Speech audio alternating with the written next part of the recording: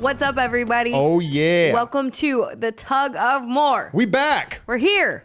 So glad that you were taking some time to hang out with us as we talk about this difficult adult life. That's right. The struggle, the fight, the tension between where we are, where we want to be, and oh man, there's a whole tug between there, and that's what the Tug of More is. So we've talked about so many concepts, ideas. Yes. We are over 100 episodes in. That's true.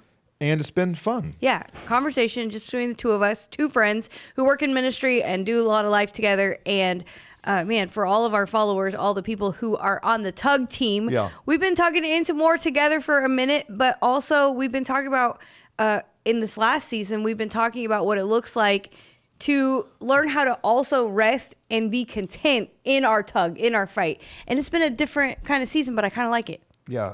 What? No, I don't know.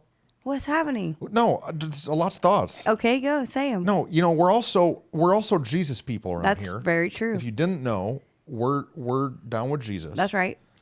We're down with God. When I was a kid, back in Michigan, we would do this event called Flint Outreach. Yeah.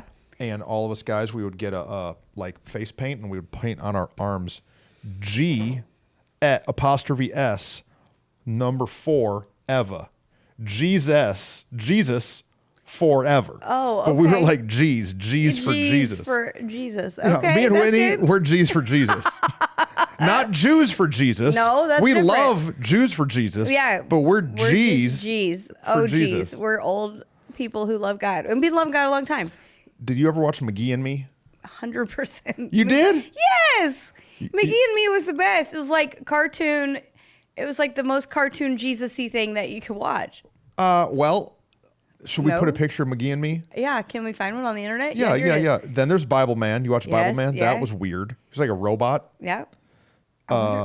I'm getting nervous if these things are going to exist on the internet, but they do, right? Yeah, Somewhere. yeah. I listened to You listen to your Dan and Louie tapes. Dan and Louie. Dan Betzer had a wooden dummy named Louie, and I listened to those all the That's time. true. I listened to Adventures in Odyssey, Oh, yeah. Uh-huh. and those were a blast. What else? We had Salty the Singing Songbook. I was in a Salty the Songbook play. Yes. What's the robot one? Do you remember? What goes in is what goes out. Input, output. Yes. What was that guy? Giga something. Giga Chad. It's not No. Giga Chad. What about the Donut Man? Did you ever watch the Donut Man? Yeah, I don't mean- remember what it was though. Yeah, it's just about Jesus and donuts. So Maybe yeah, that's why I love donuts so much, subconsciously. Yeah. dude, I'll eat some donuts. Yeah. You guys like donuts? I will if eat you- a donut over cake any day.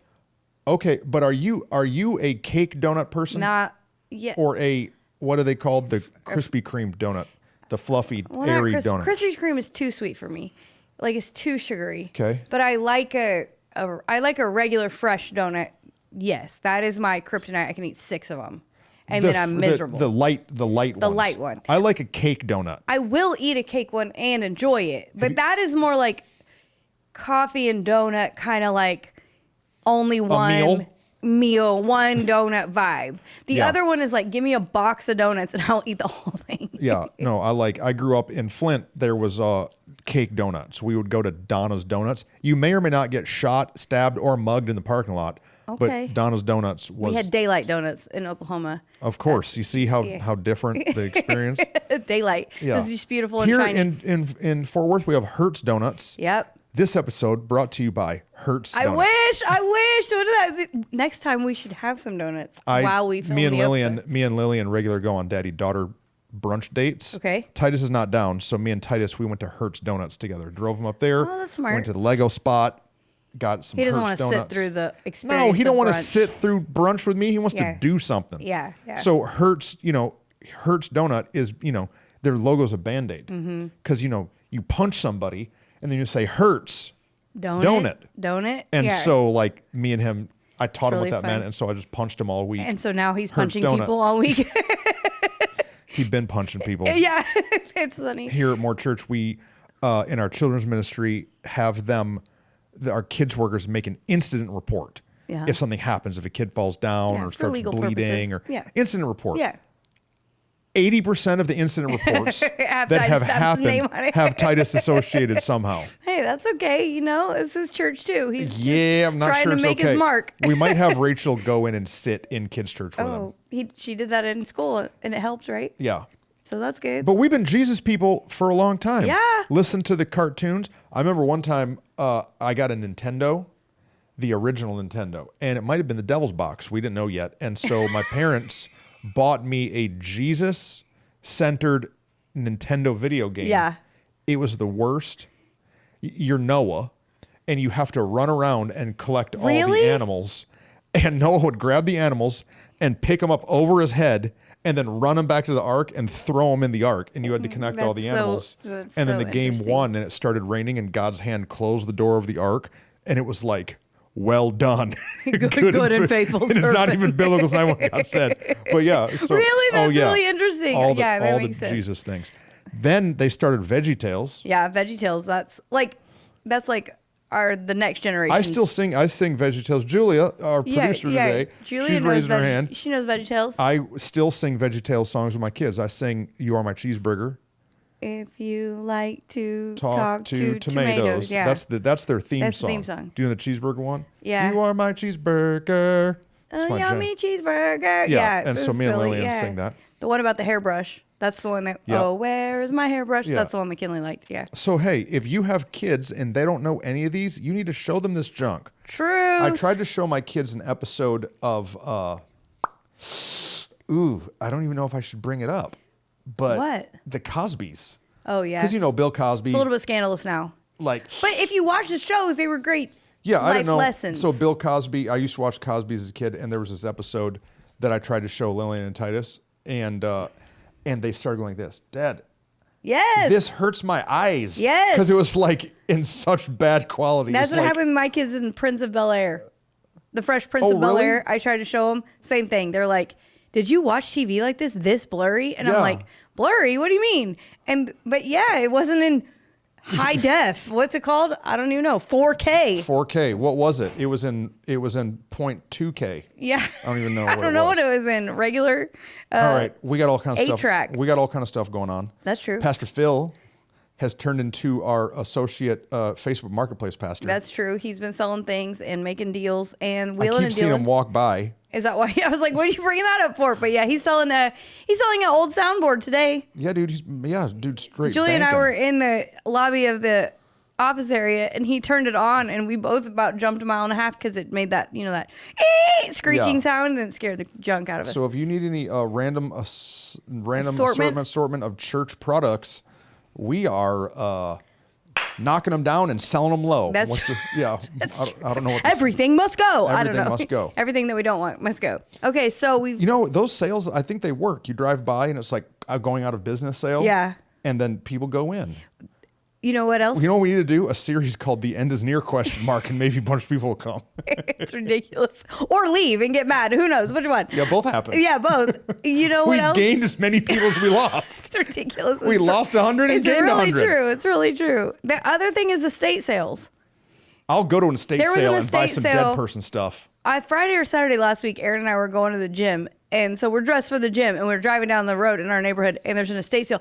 And I'm telling you, 40 cars on the side of the road, parked, going to look at this house. One, Aaron Barster's going to look at the house. Like, this house is about to go on the market. Yeah, let me see what it looks like, what it's going to be.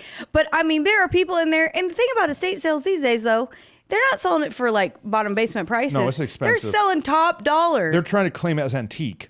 That junk's not antique. No. That's just not. some What's junk. that Antique Roadshow? And you see it all that, this is worth whatever. No, this is from Grandma. There was one, it made me so sad. There was a stocking with a little boy Hayden's name on it. And I'm like, nobody wants Hayden's stocking. No, but they were trying to sell it for $7. And I'm like. But Hayden is now 49. Yeah. And he don't care. Throw it away. Yeah. Throw it away. It was so weird. But Rachel likes estate sales. Yeah, people will go. We didn't buy nothing, but we did sure walk around. We can no longer take Titus to garage sales. Why? He wants it all. Oh, he wants to buy it. Yeah, we had the More Market fail, and so we had the More Market. My bad. We already talked about that on me. On a podcast. Black eye. No. My bad. You know how much stuff Titus snuck to our house? I bet. Too much stuff. He probably told people, this is my church. No, we've already had that talk. We've already had that talk. I'm teasing him. No, so Yeah, garage sales, bottom basement. What are we actually going to talk about today, though? Okay, Whitney wants to get on. Well, subject we've been talking here. about nothing for 10 minutes. I'm like, let's go. About, dude, Jesus forever. I'm down with the DC talk. How about we didn't even talk about worship music back in the day. Oh, you ever listen to DC talk? DC talk. Jesus what about, is all right with me. What about the what is that? The Newsboys. That's who I was trying to think of. The guy with the wore the black eyeliner. Yeah, Jars of Clay. Oh, Jars of Clay. Creed, Audio Adrenaline. Creed? ? No. Hey. That was scandalous. It was scandalous. It was scandalous to say that they could be. With our homes wide open. Yeah. Who's the other one? There was another one that was like really got famous.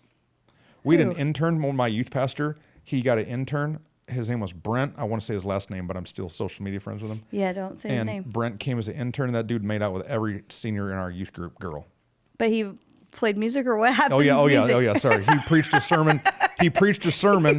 And he had like an audio adrenaline, like song played during his altar call. Really? Yeah, and everybody was. Brent was like, everybody's gonna be crying. I'm gonna get everybody crying. He told some real sad story and played this song. God, what was it? I don't know. And everybody was crying, and then he's out making out with Debbie in the parking lot. Hey, Skillet. What about Skillet? My friend Jeff is going to be laughing. He watches. He's going to be laughing so much because he knows these people. Because he knows who it is. Skillet is one. Remember? Who else? The W's.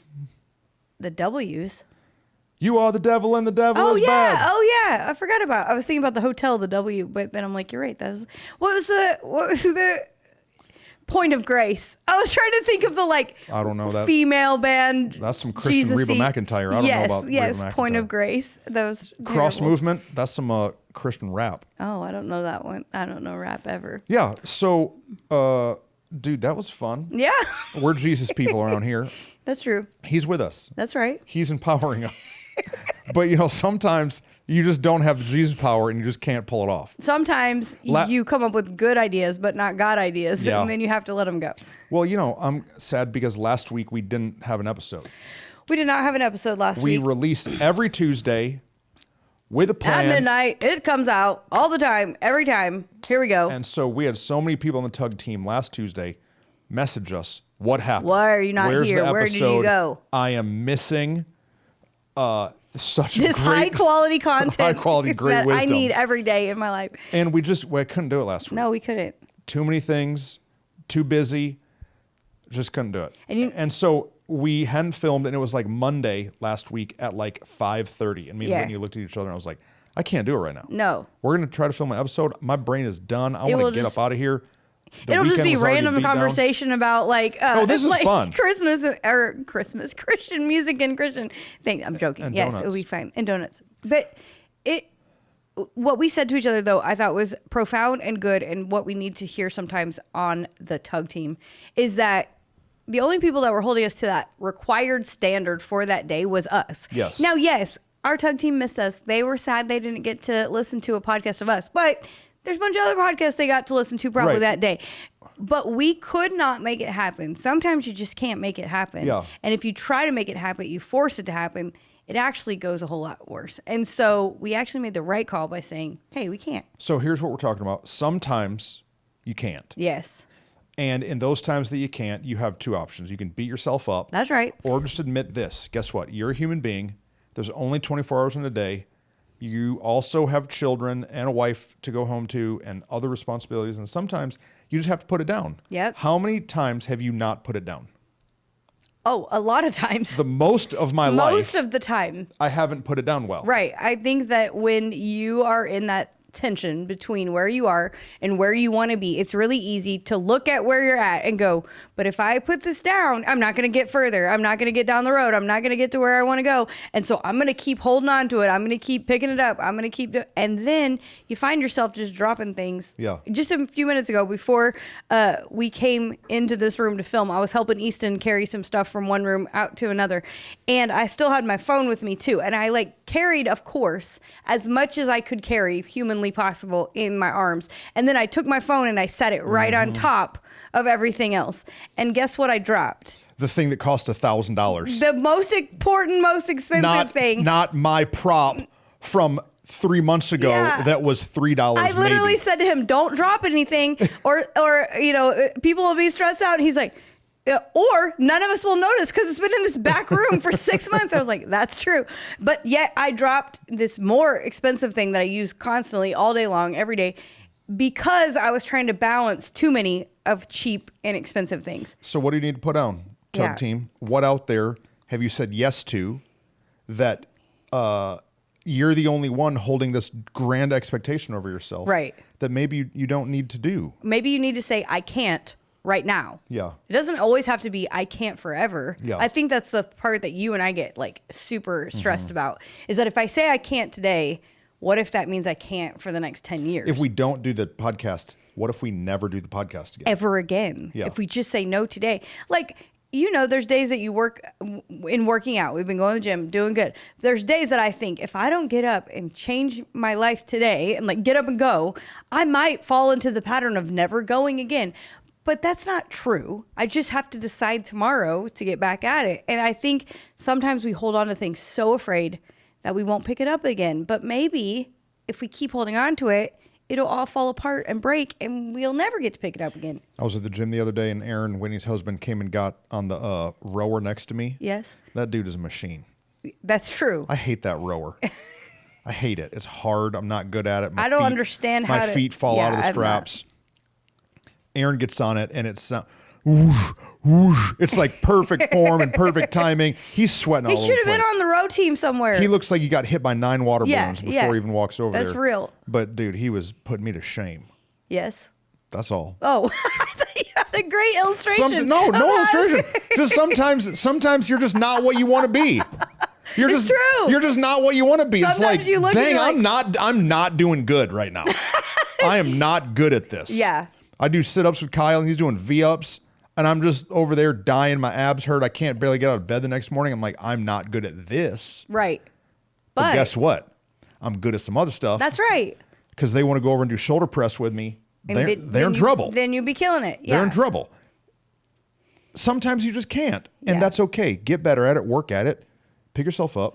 Keep on going. But also, don't be trying to do the things that are not your thing. Like, I think some of that is good, and like recognize your gift, recognize your talent, recognize where the lane you should be running in instead of trying to be running in all the different lanes. Yeah. How many times have we tried to run in too many different lanes all at once?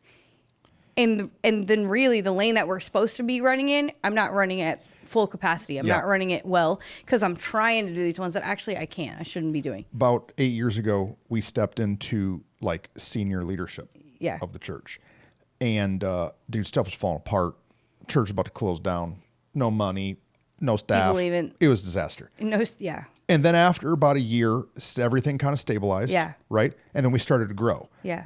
And then we added a third service and we really like, oh, what? Yeah. Like, we're a church. We're doing good. And just making a church. And the minute that we gained some like stability and some momentum, we started adding junk all over the place. Literally, anytime it was a good idea, we were like, let's do it. We were adding midweek this and midweek that and late night prayers and devos and Truston's teaching over here and Whitney's dedicating babies over here. I'm telling you, everything. We said yes to all of the classes, all of the discipleship things, all of the teams. Second Sundays, remember that? We got second Sundays. we got people doing homeless ministry, and we're literally anything came along. We said yes, and you know what happened?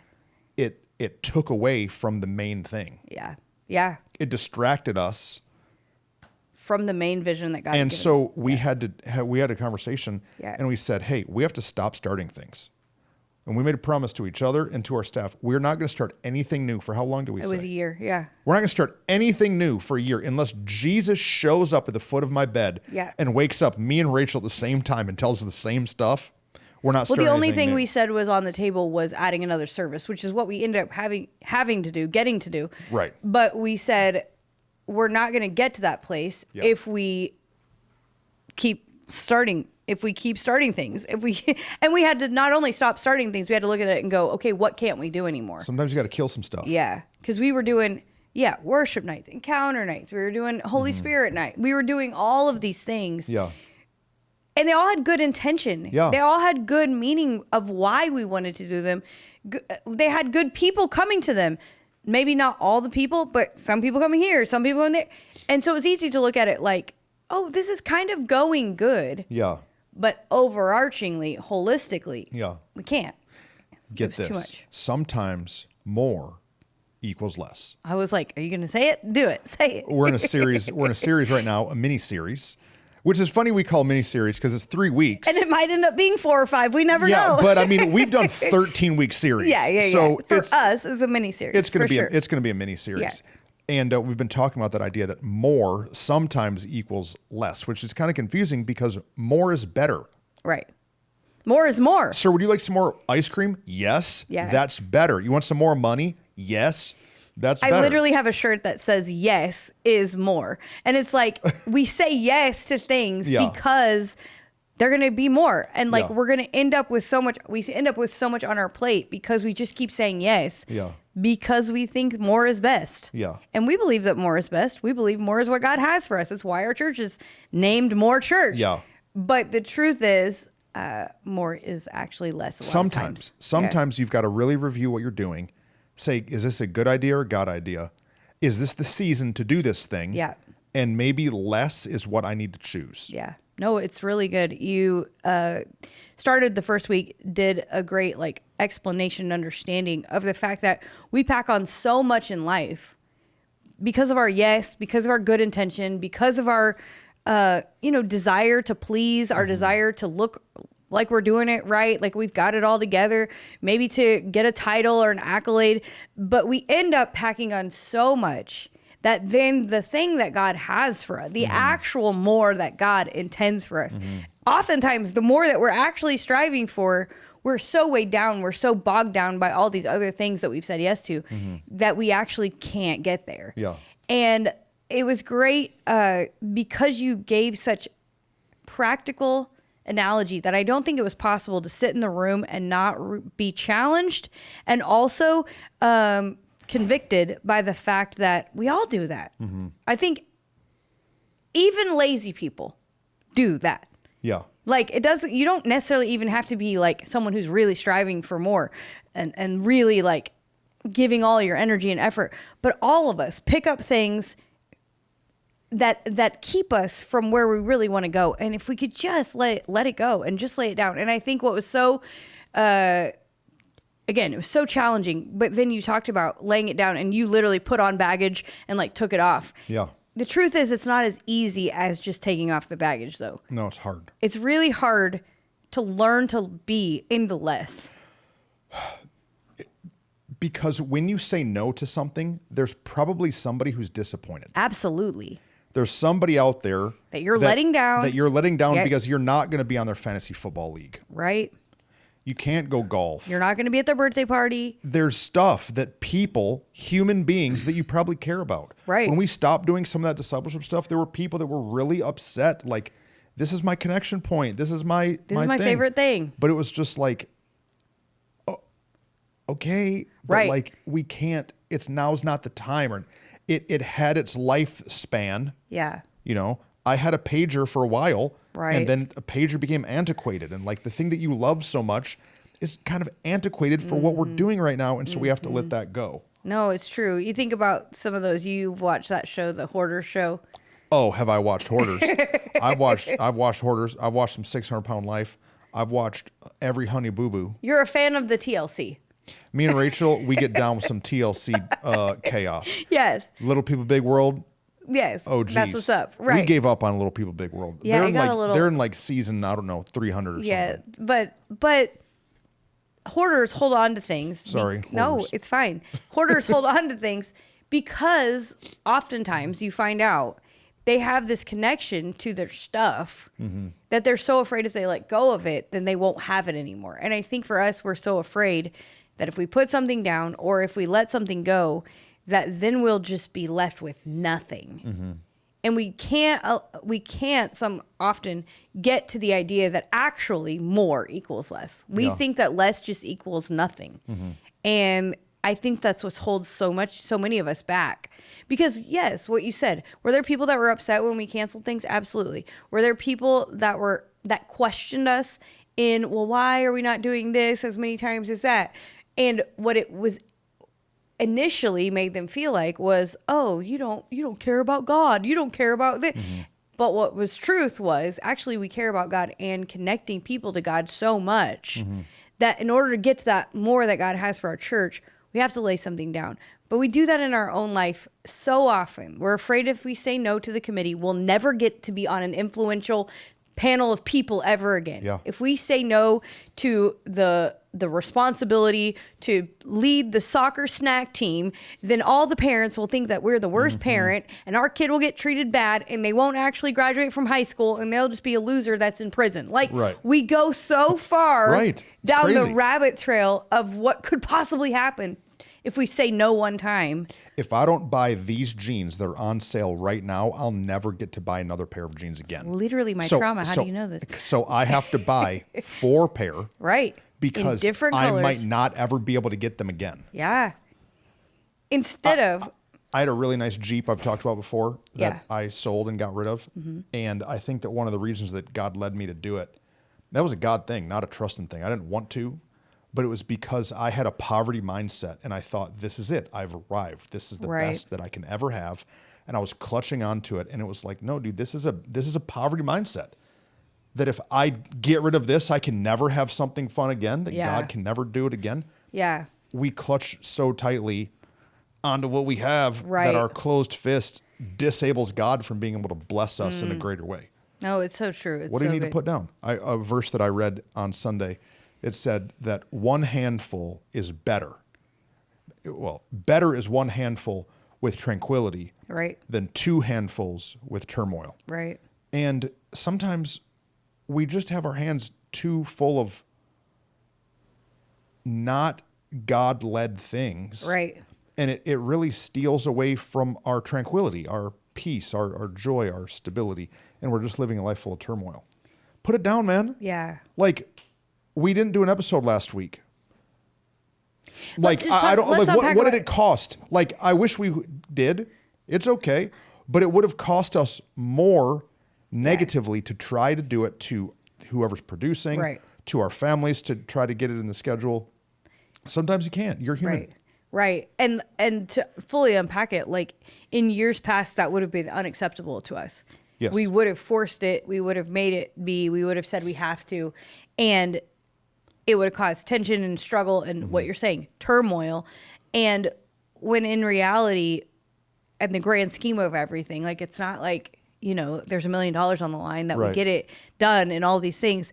But we do that in small things and big things in our life every single day. And I think what to me was so convicting of it is just recognizing like, man, if I start to pay attention to this, I might actually make some real progress in my life if I started to learn to put some things down. Yeah. Because I think so often we just accumulate, not just stuff, I'm talking about accumulate our schedule, accumulate our yeses, accumulate our commitments, accumulate the things that we've said we will do. And we don't even realize it. We don't even realize how much we have until we decide to take inventory. And it's in the inventory that we can realize, oh man, I said yes to that 3 years ago and I just never put it down again.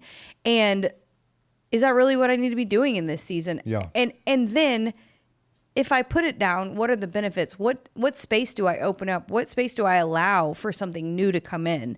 And I think we get so afraid to make space because then we'll have to sit in silence for a second that God could actually do something real and new and big in our life if we would be willing to do it. Cut it off. Yeah. Cut it off. Yeah. It's not fun. It's scary to take the advice that Whitney just said. But sometimes we have to look at stuff and say it's no longer a benefit to me. Right. It was in the season. It was a benefit, but it's now no longer a benefit. I had the privilege to go back, this is years ago, and preach at my home church. Yeah. Like the church that I grew up in and was kind of most connected at. And I was talking with the new pastor that's there, and they still have a big organ on stage. Like big organ with the foot pedals and organs have like 4 layers and all the things of keys. And it has a very old school sounding vibe. And he wanted to move it off the stage. Right.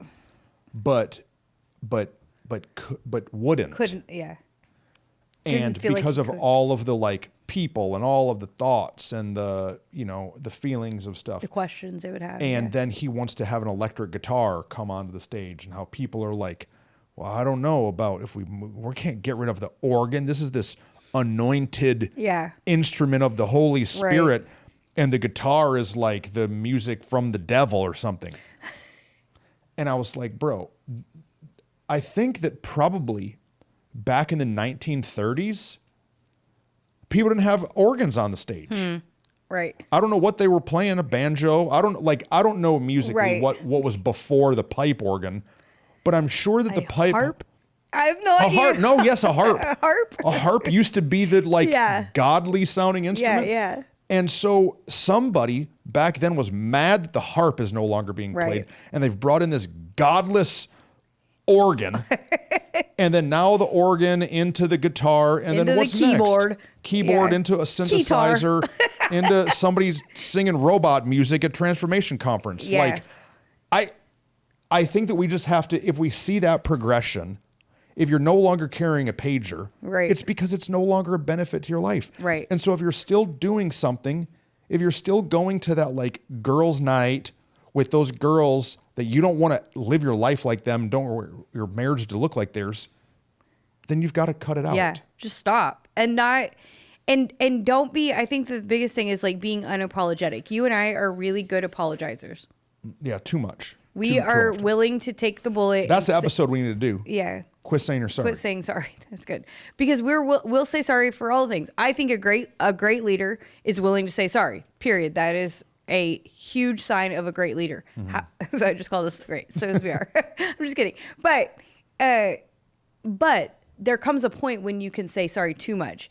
And I think that in this, if we're really willing to evaluate and realize that more could possibly equal less, we need to do it unapologetically. Yeah. Because what we find ourselves doing, I've done it before, is I say no to something, or I cut something off, or I turn it down, but then I so apologize for it that then I start to question myself. Well, everybody else questions. And then they question if whether so sorry, I really, what'd you do it then for? why are you doing that? And why? Well, then you don't have to. Come back to it. Do it again. Pick it back up. And so even in that season that you and I cut those things that we stopped starting, we had to apologize. Hey, we started too many things. This is our bad.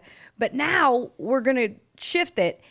But we had to be unapologetic about the shift. Yeah. Because if we weren't, then people were going to say what you just said. And we might have felt, what's really true, what I'm trying to get to is, then we might have felt guilty and might have questioned what really God was speaking to us. Yeah.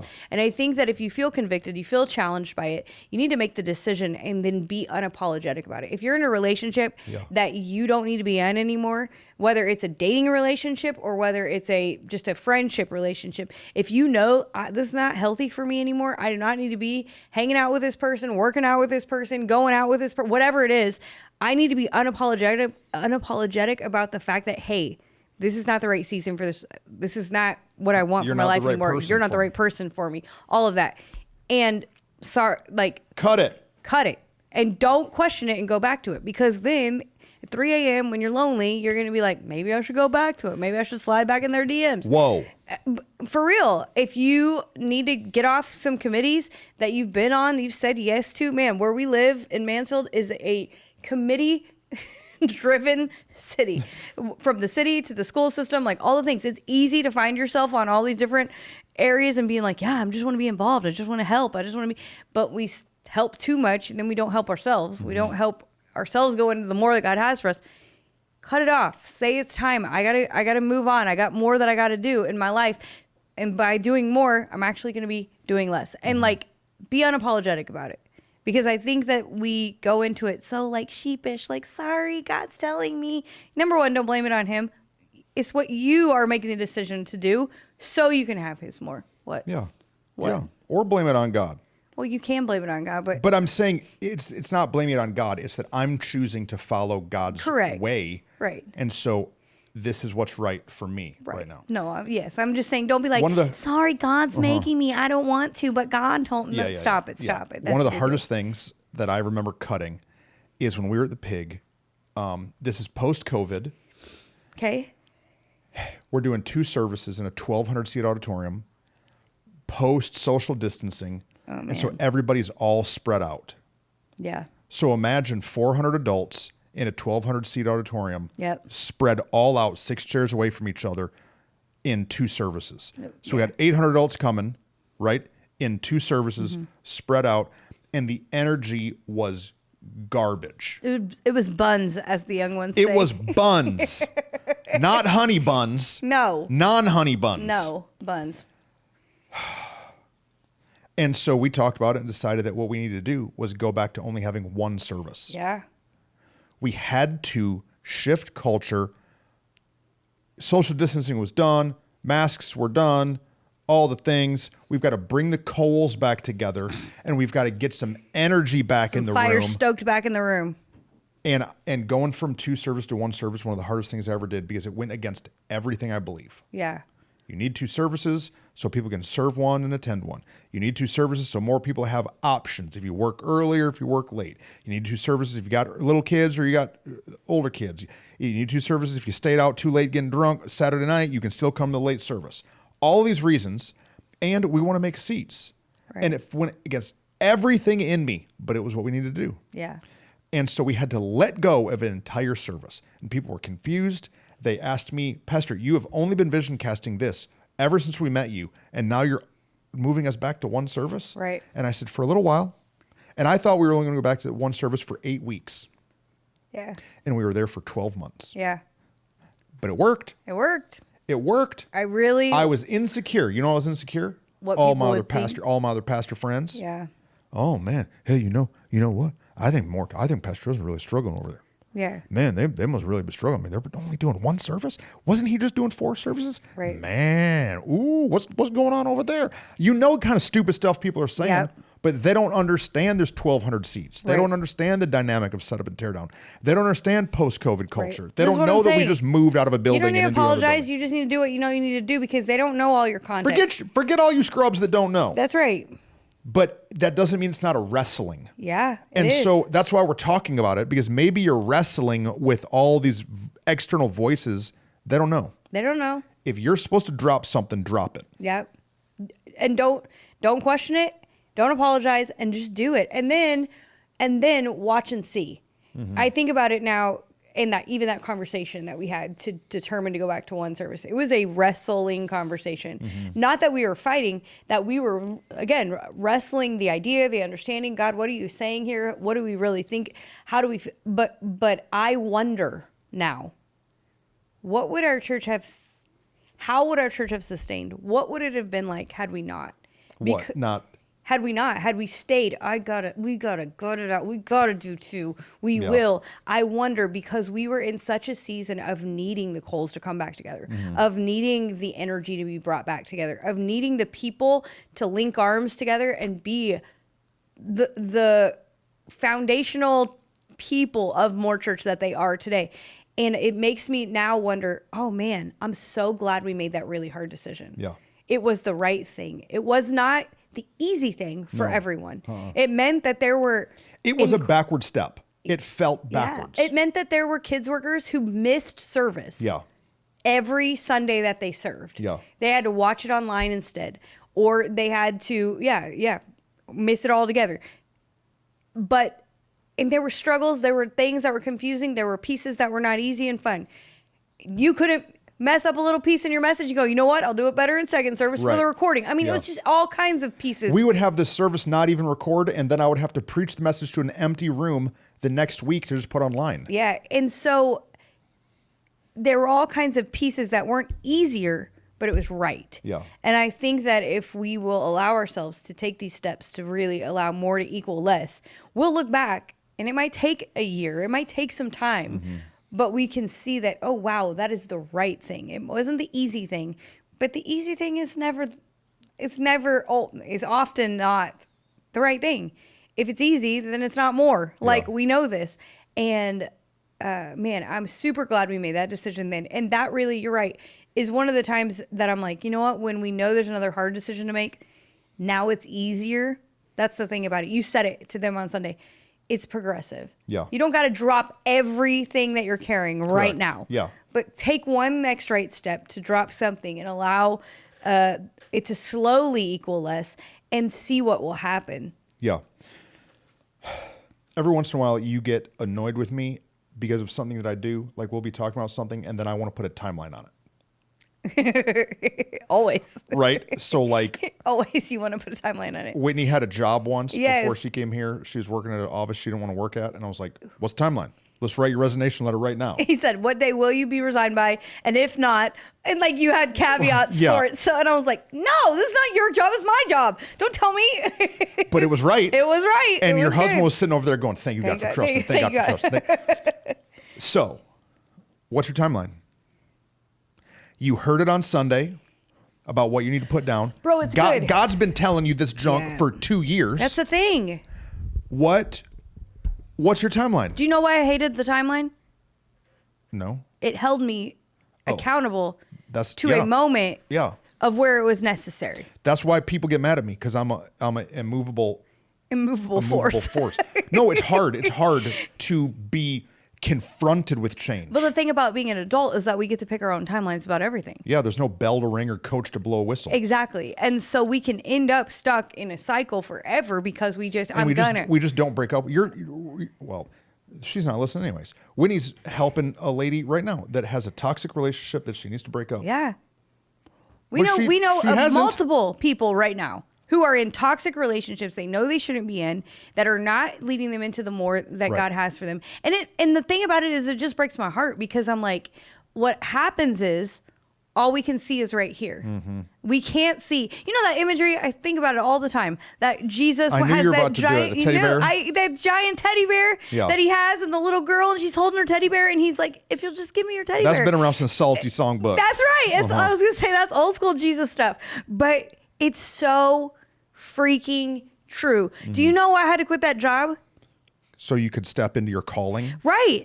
But I did not know that was coming. You didn't even know that was coming at that time. Mm-hmm. But if I was still holding on to that, do you know how much harder it would have been to say yes to coming here and doing the thing for nothing for a season? Well, and you had to let go of, I don't know what you were getting paid there, but I offered Whitney $10,000 to come work full time in the beginning. So she had to let go of 60. Yes. Probably. Yes. She had to let go of 60 that she was making to say yes to 10. But that release and step into opened up a whole new world for her. Right.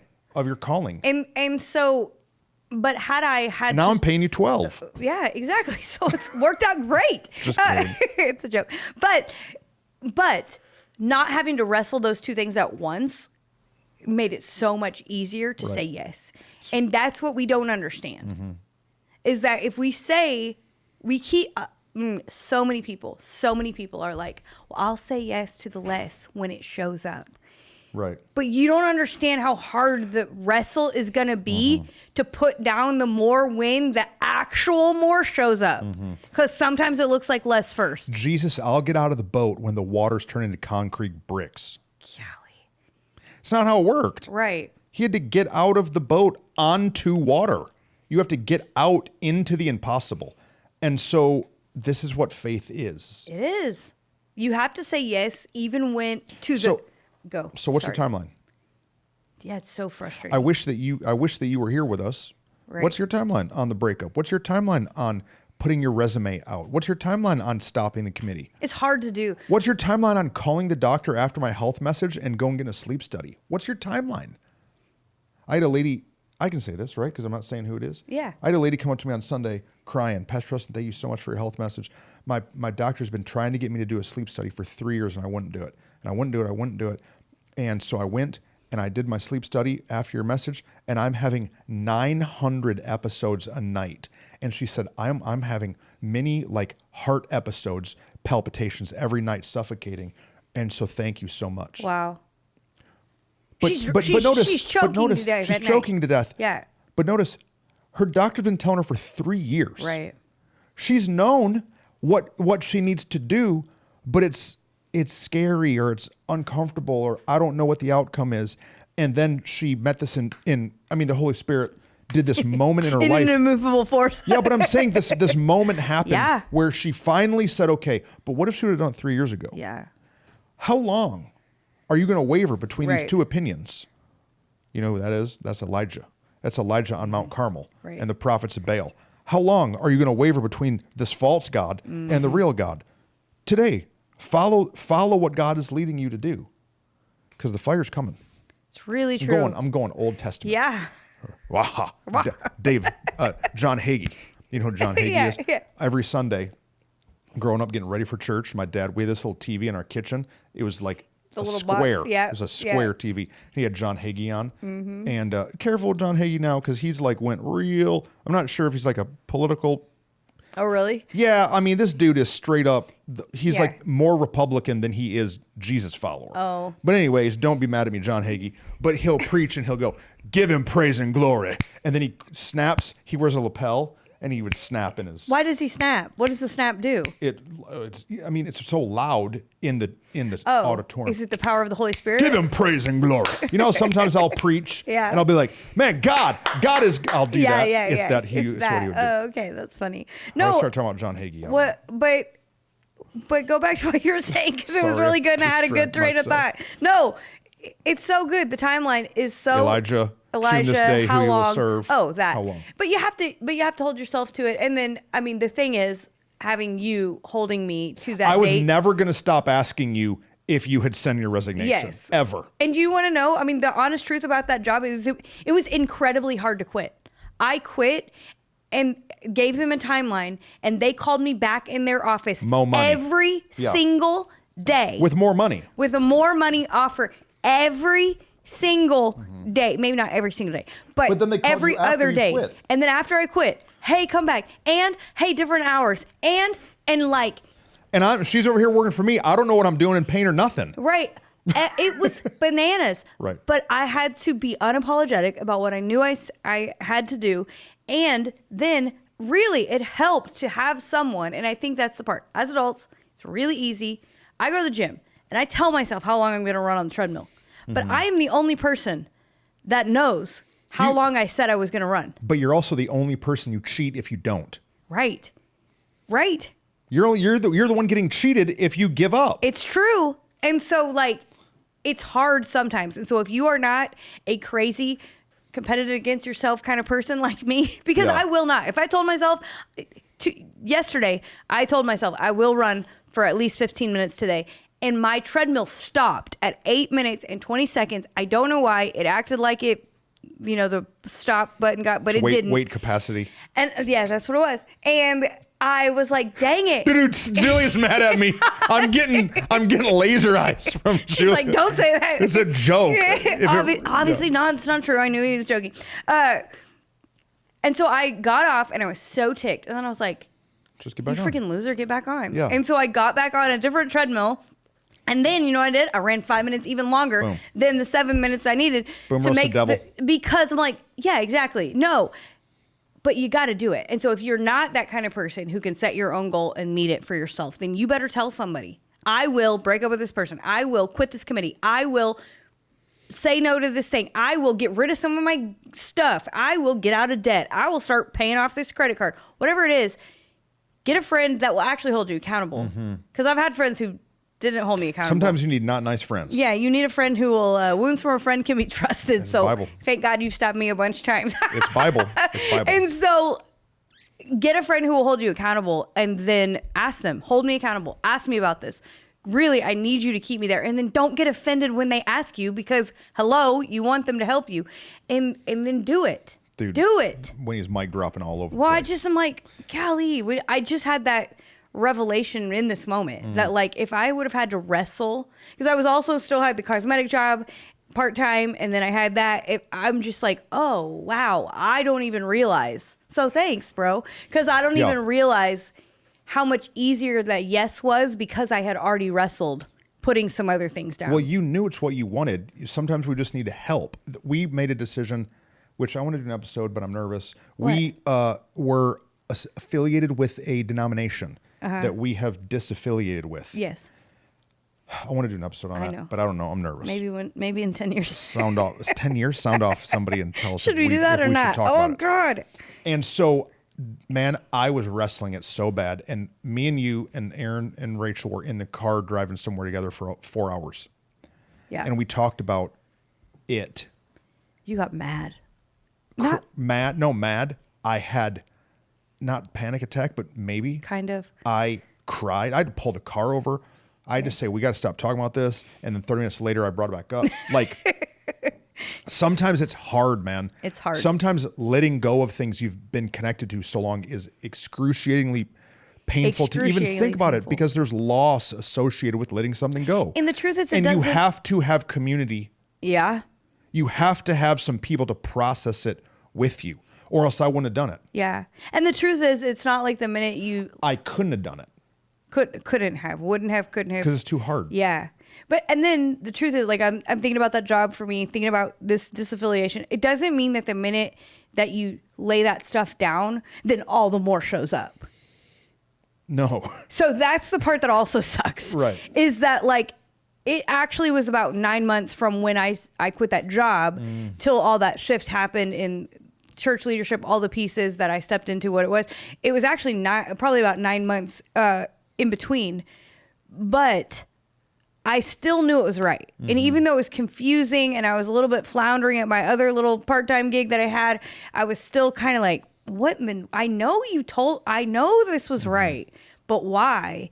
And even in this other big thing you're talking about, there's been a lot of floundering questions. Well, even what we talked about today, literally today at lunch, little flounder action. Yeah. I'm not talking about dude from Little Mermaid. I'm talking about my emotions. Yeah. Of like, dang it, God, I know we were supposed to, but why? And what's coming? And are we just going to flounder out Floundering here? is what happens when you take a fish out of water and you let it sit there. It flounders. Yeah. Because he's about to suffocate. It feels like he's about flopping around. And so don't be surprised if there's a little bit of floundering after you drop some of the more before we get to the less. Yeah. Fight through the flounder. Fight through it. That's good. That will preach. It would. See, I told you it might be 4 weeks or 5. No. We got to get to the next one. No, it's good. I know. I'm just kidding. Fight kidding. through the flounder. But it's true because that's a sermon. Yeah. It's easy to think of Jesus as a superhero. You and I grew up watching those cartoons, listening to the songs. We have firm faith, and there's been times that it's been shaken because Jesus didn't show up as my superhero. That's a song that we used to sing. Jesus, you're my superhero. You're my friend, God, my best friend. And it's like, why the junk didn't you show up and be a superhero? And he's like, hold on, I'm a superhero. Yeah, I'm Lois Lane. I just hit the concrete. And he's got it working. It's just not in our timeline in the way we want it to be in the moment we think it should be. And that the more is coming from this less season, but just don't give up in it. If you don't have anybody to hold you accountable, message us. Yeah. Tell us what you're going to drop and give us your timeline. And we will chase you down and make sure you did it. We're going to chase you down. Yeah, that's really good. We're going to chase your tail down. Now, don't get mad when we do. And people you're get like, mad all well, the time. I don't know. I think God didn't change his mind. Yeah, he didn't. No. It's good. True. Guys, love y'all. Yes. So glad that you're a part. If you have any questions, comments, concerns, critiques, that's fine. Email them. And if they're a critique, we're going to throw them right in the trash. That's not true. We'll listen to it. But yeah, that's good. We're going to do a soon episode on Stop Saying Sorry. And then, fine, ask him if we're allowed to do the other one. What does your face mean? I don't know. What if 10 people say, or 100 people say yes, talk about it? Yeah, then we'll talk about it. That's for sure. If people tell us to talk about it, then we should, because that's how it works. Is the majority's always the smartest. I'm saying if it's from the right heart. I don't know. You're right. I don't know. Okay, that's all. What else? We love you guys. Follow, subscribe, all the things. See ya.